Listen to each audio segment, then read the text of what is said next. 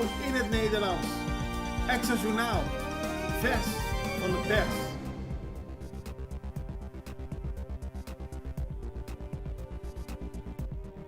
Welkom bij Extra Journaal. Fijn dat u weer kijkt. We hebben het belangrijkste nieuws voor u op een rij gezet. Na de reclame praten we ook weer met Marbella Filippa in haar strijd om meer gelijkheid voor het onderwijs. Maar laten we beginnen met het belangrijkste nieuws van vandaag. SVB verdedigt beleid over schrappe vitamines. Waar gaat het om? De Sociale Verzekeringsbank vergoedt niet in alle gevallen meer vitamines en supplementen voor patiënten of voor cliënten van SVB. En dat spaart 1,3 miljoen gulden uit. Er is nogal wat kritiek over. Gisteren was er een delegatie van SVB in het parlement op Curaçao en daarin werd onder meer gesteld dat medicijnen levensreddend zijn, vitamines en supplementen niet. Die helpen alleen maar naar een betere gezondheid, maar zorgen er niet voor dat mensen daadwerkelijk kunnen overleven, wat medicijnen natuurlijk wel doen.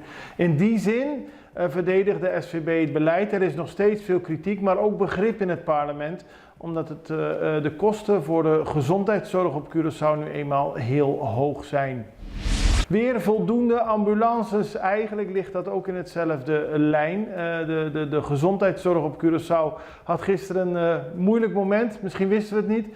Maar er was maar 1 ambulance paraat in plaats van de gebruikelijke ambulances die klaarstaan op 3 verschillende plekken. Dat is in Montaña, Barber en Saquito. Vandaag is weer alles voldoende. Dus er zijn weer op de verschillende plekken ambulances. De overheid is ook weer bezig met het kopen van nieuwe ambulances. En de Rode Kruis helpt de ambulancepost in Barber. Dus ja, sommige dingen kun je maar beter achteraf weten. Volgende maand meer duidelijkheid. Waar gaat het over? De nieuwe preferred bidder voor de raffinaderij. Dat is een onderwerp waar we al jaren over spreken. En Patrick Newton, de directeur van de Refineria di Curaçao, zegt vandaag in de Extra dat in september de nieuwe preferred bidder moet worden gekozen. Er zijn 15 organisaties, bedrijven, clubjes die geïnteresseerd zijn om de raffinaderij te runnen. En de beste moet nu worden uitgezocht. Maar waar in het verleden altijd een politiek akkoord werd gesloten met de nieuwe mogelijke beheerder van de raffinaderij, gaat het nu over een lease agreement tussen de RDK en het bedrijf en wordt het nog zakelijker. En laten we hopen dat er nu daadwerkelijk iemand komt die de raffinaderij kan beheren, want daar wordt al jaren naar gezocht. Overval op klaarlichte dag. Een vreselijke gebeurtenis gisteren bij de bewoners van een huis aan de Pelikaanweg. Toen er onbekenden binnenkwamen en onder bedreiging van geweld met verschillende spullen weggingen uit het huis. Overvallen nemen toe de laatste tijd, maar dit op klaarlichte dag, terwijl mensen gewoon thuis zijn, is natuurlijk wel heel erg vervelend. De politie doet onderzoek en hoopt de daders zo snel mogelijk op te kunnen pakken. Hard optreden tegen gevaarlijke honden, dat zegt de minister van Justitie, Shelton Hato. Afgelopen vrijdag werd er een vrouw aangevallen door 3 pitbulls. Ze werd zo vaak gebeten dat ze daarna naar het ziekenhuis moest en urenlang moest worden geopereerd. Een levensreddende operatie. De honden zijn afgemaakt en de minister van Justitie zegt dat 11 augustus een traumatische dag was voor Curaçao. Natuurlijk voor het slachtoffer, maar voor ons allemaal, omdat we moeten zorgen dat mensen niet zomaar aangevallen kunnen worden door honden. Eigenaren van gevaarlijke honden kunnen ook voor de rechter moeten verschijnen als ze onvoldoende doen om te zorgen dat de honden niemand aanvallen, aldus de minister. Politie neemt een wapen en kogels in beslag. Gisterochtend in de Caya Barbulete in Mahuma is er een man aangehouden.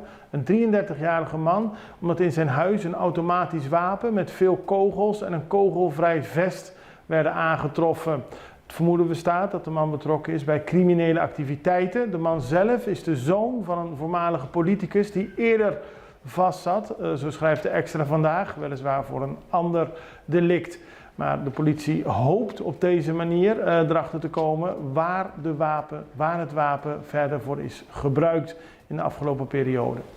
Club 17 lanceert app. Het is een bijzondere app voor iedereen die meer op de hoogte wil blijven van duurzame initiatieven hier op Curaçao. Club 17 is een partnerschap van organisaties onder leiding van DTAP Foundation. Die streven naar een roadmap in 2023. Dat betekent dat Curaçao zoals de Verenigde Naties voorschrijft, veel duurzamer moet zijn. Daarvoor is nu een app, de Club 17 SDG Tracker, geïnstalleerd. Minister-president Pik Pisas heeft de eerste download van de app verricht. En met deze app is het mogelijk om alle duurzame initiatieven op Curaçao te lokaliseren en te verbinden. Daar hoort u meer over. We gaan over naar de reclame en daarna meer nieuws.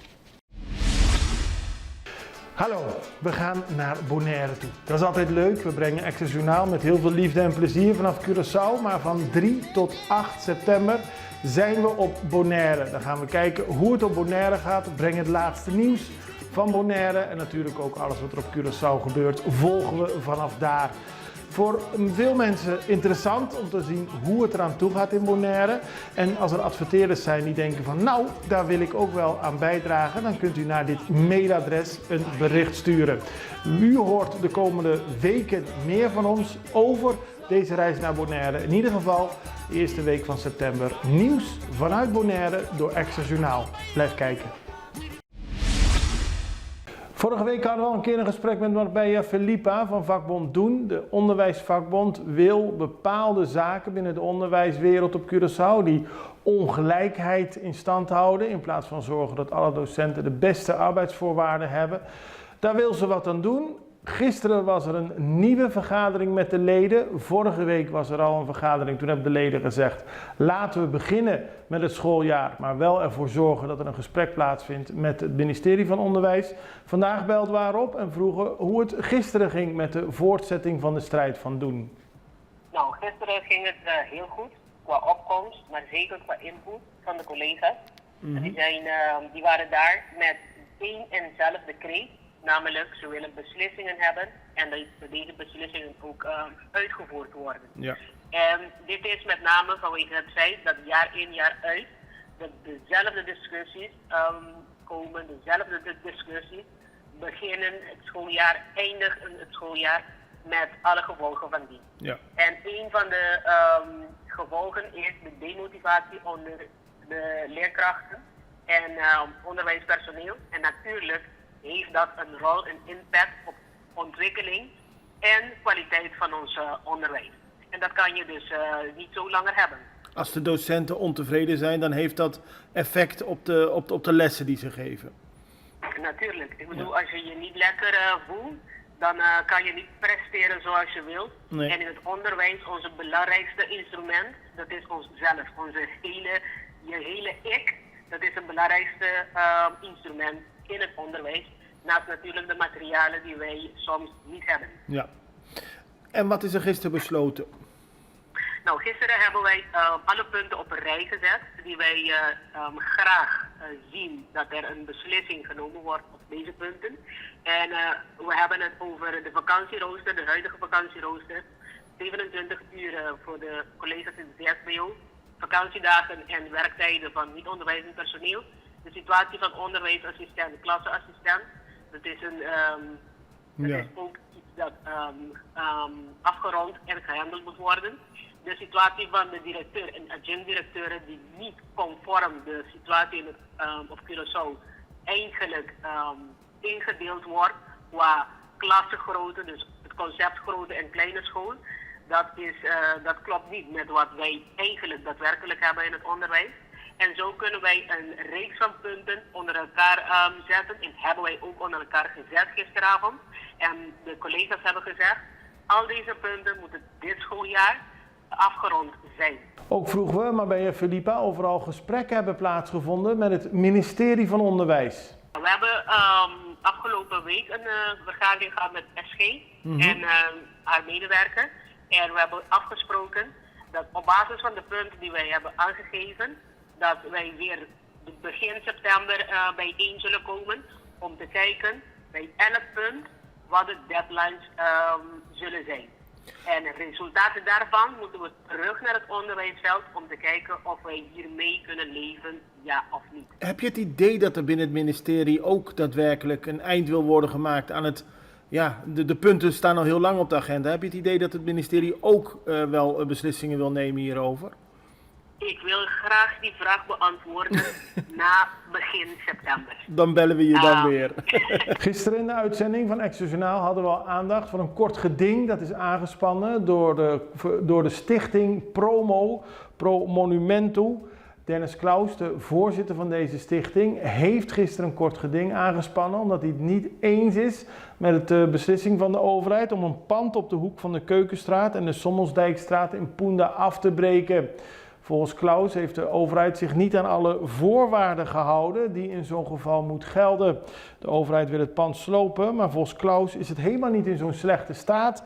En helemaal niet in zo'n slechte staat dat het moet worden afgebroken. Het kan volgens hem ook opgeknapt worden. Zoals je weet ben ik architect en ik heb nogal wat restauraties gedaan. Als ik naar het gebouw kijk, dan zeg ik, het gebouw is oud. Mhm. Het heeft wat achterstallig onderhoud, maar niet dusdanig dat het instort. En wat is er vervelend, wat is er slecht aan? De dakgoot die hangt er een beetje bij en daar is ook een deel van naar beneden gekomen. En een dakkapel die aan de Keukenstraat zit, daar is een deel ook van naar beneden gekomen. Maar dat zijn relatief kleine zaken, ja. Ja, dus geen grote dingen. Het is niet een hele muur die naar beneden komt denderen. Helemaal niet. Overigens hebben we als ProWord niets tegen de sloop. Maar dan moet er wel iets aanvaardbaars voor in de plaats komen. En dat laatste is natuurlijk ook heel erg belangrijk. Hè? Dat er dus niet weer een of ander gedrocht neergezet wordt, zoals daar aan de Wharf. Ja, want Het moet wel in de stad passen. Want dat is natuurlijk ook iets. Het is een pand, het kan weliswaar gerestaureerd worden, zeg je. Maar voor veel mensen zijn die panden die niet worden onderhouden een doorn in het oog. Natuurlijk. Is het niet goed dat de overheid een keer voortvarend optreedt? Ja, maar daarom, nou laten we even een scenario bedenken. Hè? Nou wordt het gesloopt. Ja. Oké, en dan? Dan moet er iets in de plaats komen, ja, inderdaad. Anders heeft het geen zin. En wat zien we? En dat kunnen we we zien dan heel vaak dat een pand verdwijnt. En dan wordt het of een vuilstortplaats, of het wordt een parkeerplaats. Ja. En ik denk dat we geen van beide willen eigenlijk, midden in de stad. Want het is echt midden in de stad. En daarom heb je ook dat kort geding aangespannen om er zeker van te zijn dat het niet zomaar gesloopt wordt terwijl het nog gerestaureerd kan worden en dat er niks voor in de plaats komt. Ja, nou kijk, nogmaals, niets tegen sloop. Nee. Maar je moet wel ook de overheid, want die staat niet boven de wet, moet je wel aan de wet houden. En een van de wet is onder andere dat je een sloopvergunning aanvraagt. En daarmee zijn we aan het einde gekomen van deze aflevering van Extra Journaal. We zijn er morgen weer. Kijkt u ons via Facebook, volg ons dan. Kijkt u ons via YouTube, abonneer u dan. Wij zijn er morgen weer. Ik hoop u ook. Wij zijn er met het laatste nieuws en ik hoop dat u er met veel interesse bent. Tot morgen. Het allerbeste. Dag.